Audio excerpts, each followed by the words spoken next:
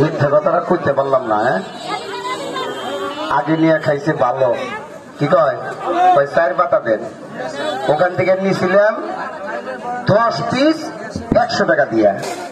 ওই না ওষুধটা ভালো, আজকে 4 পাতা দেন।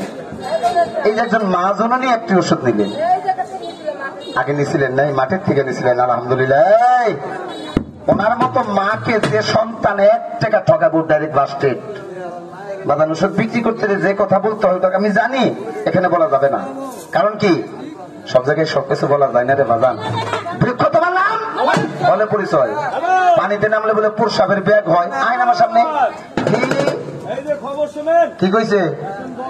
হ্যাঁ নিয়েছিল, খাওয়ার পরে মরে গেছে। না, রোগ মারা গেছে। ওনার বন্ধুকে বলতেছে ওষুধ ভালো, আর যদি ভালো না হইতেছে কি কইতে বন্ধ কর, বন্ধ কর। লাঠি দিয়ে ভাই দিয়ে মানজারা ডিভে করে নিত। আমরা আবার ওই 2 নম্বর ওষুধের লগে আমরা কাজ করি না। কথা সত্য। আসলে খাবার নিয়ম নিয়ম নিয়ম নিয়ম নিয়ম নিয়ম বলার পরে কোনো বাজান গাড়ির পেছনে যা কই না দোস্ত, আমি শরম পাইছি।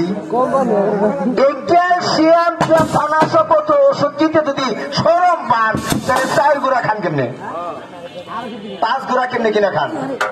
ওই যে হইরা দেয়, আপনি একবার তো জিজ্ঞাসা করেন নাই আজ আমার হাত দুর্বল আছে, আমার নারে গা আছে, জিজ্ঞাসা করছেন? যে জন্য হর্স পাওয়ার কিনা খেলেন, হাই প্রেশারের রুগী, ও যদি কিনা খায় ওর গাড়ি রক্ত নিয়ে যাবো।